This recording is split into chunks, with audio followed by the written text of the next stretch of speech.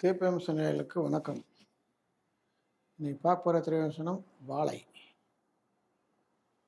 இந்த படம் பார்த்தீங்கன்னா, மாரி செல்வராஜின் உண்மை கதை அப்படிங்கிறாங்க.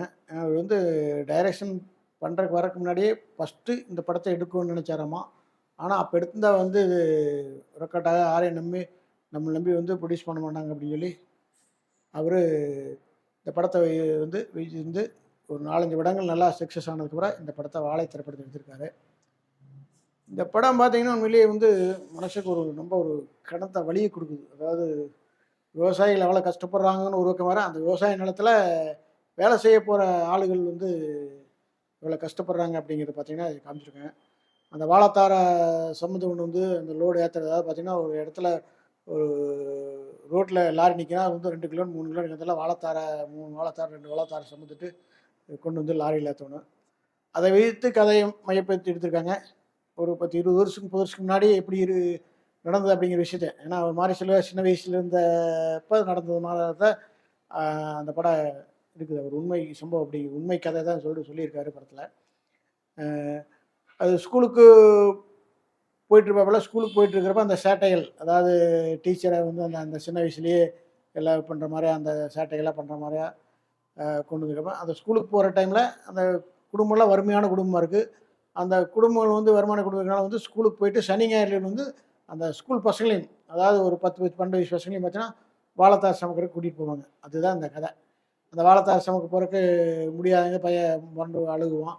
அது அம்மா தங்கச்சியும் சமாதானப்படுத்தி கூட்டிட்டு போவாங்க.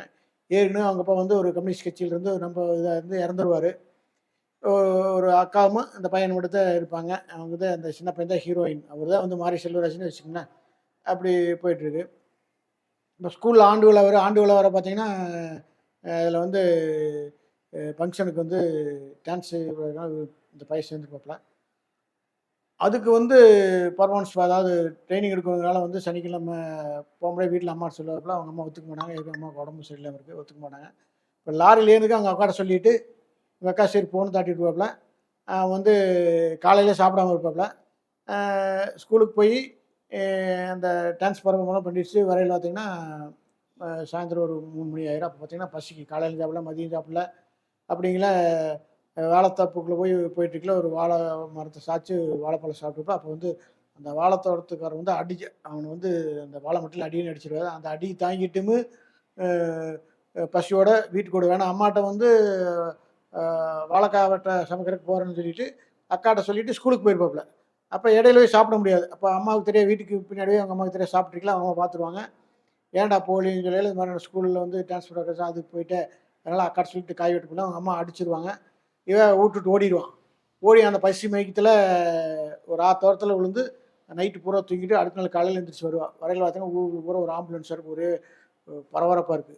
என்னன்னா தான் அந்த அ முந்தின நாள் அவன் காய் வெட்ட போக வேண்டிய லாரியில இவன் போகாதனால இவன் தப்பிச்சுட்டான். அதுலேருந்து பார்த்தீங்கன்னா, ஒரு 50 பேத்துல 20 பேர் செத்துருவாங்க. அதில இவங்க அக்காவும் செத்துருவாப்புல. எங்க அக்காவோட லவர் ஒருத்தர் இருப்பான். அவனும் செத்துருவாப்புல. அப்ப அவன் அந்த பசி மயக்கத்திலே வர முடியாம அப்படியே தள்ளாடிட்டு வரப்போ ஊர் மக்கள்லாம் பார்ப்போம். ஊர் மக்கள் முன்னாடியே தள்ளாடிட்டு போவாப்புல. ஏன்னா, இவர் உண்மை சம்பவங்கிறது ஓகே. ஆனா அந்த விஷயத்த ஒண்ணு தான் கோட்டை விட்டு அதுதான் வந்து நம்மளுக்கு ஒரு நிழலா இருக்குது. ஏன்னா வந்து ஓ இவங்க அந்த அம்மாளுக்கு அந்த புள்ள இறந்துட்டாப்புல. இந்த பையன அதுக்கு முந்தின நாளே பிரச்சனையாகி வுட்டுட்டு ஓடி போயிட்டு மிரட்டிட்டு ஓடிட்டாப்புல. அப்ப என்ன சொல்லுவாங்க?